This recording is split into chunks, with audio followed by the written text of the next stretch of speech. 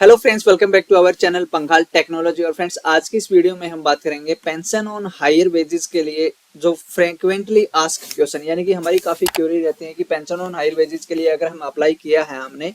और हमारी कंपनी ने अप्रूव किया है, पीएफ ऑफिस ने उसको अप्रूव किया है, फिर भी हमारे मन में काफी क्वेश्चन होते हैं कि क्या क्या डॉक्यूमेंट हमें अपलोड करने होते हैं। जो पारा 26 है उसके अगेंस्ट हमें क्या डॉक्यूमेंट अपलोड करना है, क्या प्रूफ ऑफ डॉक्यूमेंट हमें अपलोड करना है, कंट्रीब्यूशन हमारा हायर वेजेस पे गया है पीएफ का, उसके लिए क्या डॉक्यूमेंट अपलोड करने हैं, क्या डॉक्यूमेंट सबमिट करने हैं। इसके साथ ही जो मेन क्वेश्चन है कि जो पेंशन ऑन हायर वेजेस है उसके बाद में हमारी जो पेंशन है वो हमें कितनी मिलेगी, पेंशन कैसे कैलकुलेट होगी, जो अमाउंट है वो हम कैसे डिपॉजिट करेंगे, या फिर जिन्होंने सितंबर 14 से पहले जो रिटायर हो चुके हैं, जिनकी पेंशन स्टार्ट हो चुकी है, उनके लिए पेंशन कैसे कैलकुलेट होगी, और जो सितंबर 14 के बाद रिटायर हुए हैं उनकी पेंशन कैसे कैलकुलेट होगी। तो काफी क्वेश्चंस हैं ये जो पेंशनर हैं उनके दिमाग में, जिसको ध्यान में रखते हुए ईपीएफओ ने एक नोटिफिकेशन जारी किया गया है। मैं आपको वो नोटिफिकेशन दिखा देता हूँ। अगर आप चैनल पे नए हैं, अभी तक आपने चैनल को सब्सक्राइब नहीं किया, तो प्लीज चैनल को सब्सक्राइब कर लीजिए, बेल आइकन को प्रेस कर लीजिए, ताकि जो मेरे आने वाली लेटेस्ट वीडियोस है उनका नोटिफिकेशन आपको टाइमली मिलता रहे। तो फ्रेंड्स, ये जो नोटिफिकेशन जारी किया गया है, देखिए ईपीएफओ ने किया 13 दिसंबर 2023 को। यहाँ पे बताया गया है कि frequently asked question for implementation of judgement of honourable Supreme Court dated 4/11/2022, यानी कि सुप्रीम कोर्ट ने जो जजमेंट निकाला था कि पेंशन ऑन हायर वेजेस के लिए जो पेंशनर है उनको एक मौका दिया जाएगा, वो ज्वाइंट ऑप्शन सबमिट कर सकते हैं। ज्वाइंट ऑप्शन में आपको पता होगा, आपने फॉर्म फिल किया था, अपनी पासबुक अटैच की थी, और ये सारे डॉक्यूमेंट सबमिट करने के बाद आपकी कंपनी ने उसको अप्रूव किया था और फिर ईपीएफओ ने उसको अप्रूव किया है। अभी क्या है, पीएफ डिपार्टमेंट अगर आपकी एप्लीकेशन में कोई भी क्यूरी है, कोई भी उसमें ऑब्जर्वेशन वो निकालते हैं, तो वो डायरेक्ट आपको एक नोटिफिकेशन भेजते हैं, एक नोटिस भेजते हैं, जिसमें वो डिमांड ड्राफ्ट में आपसे अमाउंट मांगते हैं, या फिर कोई भी डॉक्यूमेंट मिस है जो आपने अटैच नहीं किया है, उस डॉक्यूमेंट के लिए आपको या आपकी कंपनी से अप्रोच करके वो डॉक्यूमेंट मांग रहे हैं। अभी क्या डॉक्यूमेंट वो मांग रहे हैं, कैसे है, पेंशन ऑन हायर वेजेस के लिए क्या डॉक्यूमेंट्स देने थे, कैसे क्या, वो सारा इन्होंने यहाँ पे एक फ्रीक्वेंटली आस्क्ड क्वेश्चन बनाए हैं, ताकि जो मेजर प्रायोरिटी है, जो काफी लोगों का जो क्वेश्चन है वो इसमें डाले गए हैं। तो इसमें कुछ इस तरह से क्वेश्चन देखिए आप यहाँ पे इन्होंने दिया है। देखिए यहाँ पे जैसे पहला क्वेश्चन इन्होंने डाला है कि द सर्कुलर, जो सर्कुलर का नंबर है वो दिया है, और सर्कुलर नंबर दोबारा से जो 20/2/2023 को था, जिसमें specify requirement of proof of joint option under पारा 26(6) of EPF scheme 1952 duly verified bye the employer what documentary evidence, यानी कि जो पारा 26 का 6 है उसके एविडेंस में क्या डॉक्यूमेंट्री प्रूफ हमें देना है अगर हम पेंशन ऑन हायर वेजेस के लिए हमने अप्लाई किया है। तो इसमें सबसे पहले तो आपके पास परमिशन अगर है पारा 26 ऑफ 6 का, तो वो आपको अपलोड करना था। इन केस अगर आपने वो पारा 26(6) का जो परमिशन है वो अपलोड नहीं किया है, तो उस केस में आपसे पीएफ ऑफिस कुछ डॉक्यूमेंट्स के लिए पूछ सकता है। वो डॉक्यूमेंट क्या है, जिसमें कि आपका employer share of PF contribution has been remitted on employees pay exceeding the prevent statutory wages ceiling of 5000, 6500, 1500, जो भी एप्लीकेबल है, यानी कि आपका जो पीएफ का कंट्रीब्यूशन है वो वेज सीलिंग से ज्यादा पे सबमिट हुआ होना चाहिए। इसके साथ ही ये जो आपका टिल डेट ऑफ रिटायरमेंट तक ये जो आपका पेंशन ऑन हायर वेजेस के लिए जो कंट्रीब्यूशन है 5000, 6500 या 15000, इससे ज्यादा पे होना चाहिए। Administrative charges payable by employer have been remitted, और जितना आपका अमाउंट पे आपका पीएफ सबमिट हुआ है, यानी कि जितनी वेजेस पे, उसी वेजेस पे एडमिनिस्ट्रेटिव चार्जेस कंपनी ने पे किया होना चाहिए। उसके बाद है प्रोविडेंट फंड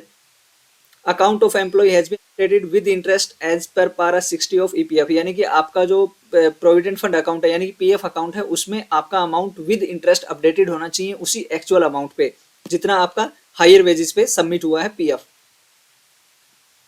उसके बाद any of the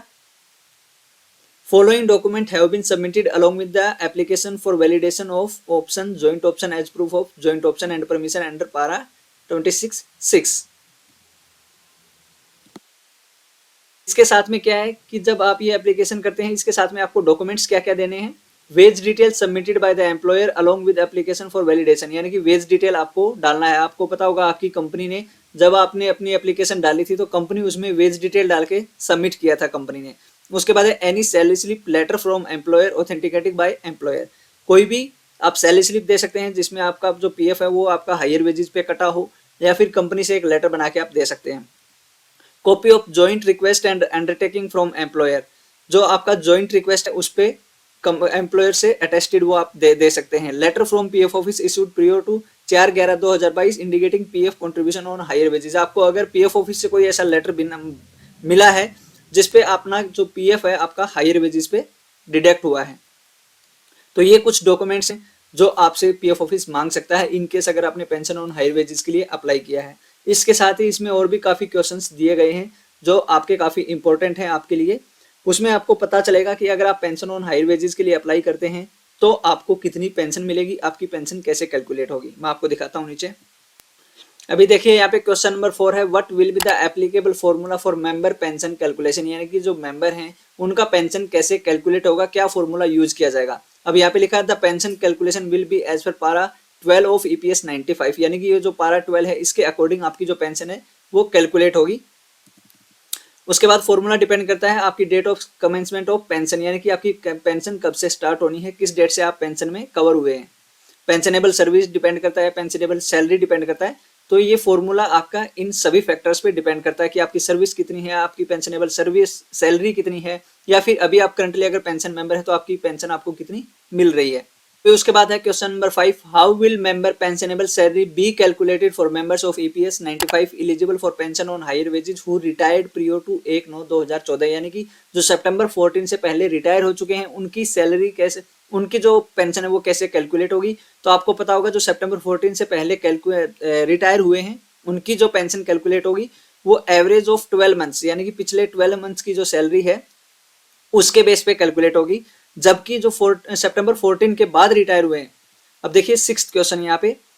how will member pensionable salary be calculated for members of EPS 95 who retired prior to 1/9/14 but where the date of commencement of pension is on और आफ्टर 1/9/2014, यानी कि जिनकी pension सितंबर 14 के बाद start हुई है उनका कैसे रहेगा, उनका 60 मंथ का एवरेज कैलकुलेट होगा, जबकि जो पहले हुए हैं उनका 12 मंथ का।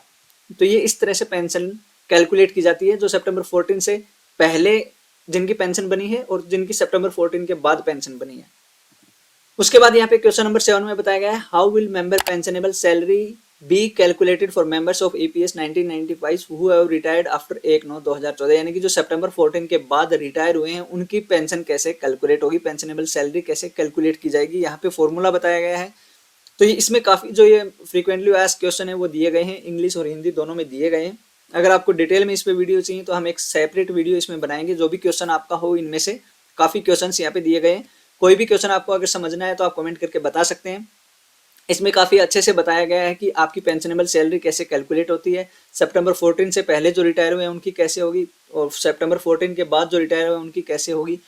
जो फॉर्मूला है वो कैसे यूज किया जाएगा, हिंदी और इंग्लिश दोनों में दिया गया है। तो अगर आपको ये वीडियो अच्छी लगी तो वीडियो को लाइक करें, ज़्यादा से ज़्यादा शेयर करें, चैनल को सब्सक्राइब करें और इस पीडीएफ का लिंक आपको वीडियो के डिस्क्रिप्शन में मिल जाएगा। आप वहां से ये पीडीएफ डाउनलोड कर सकते हैं ताकि आप इसको अच्छे से रीड कर सकें, आपको समझ आए। Thank you so much friends.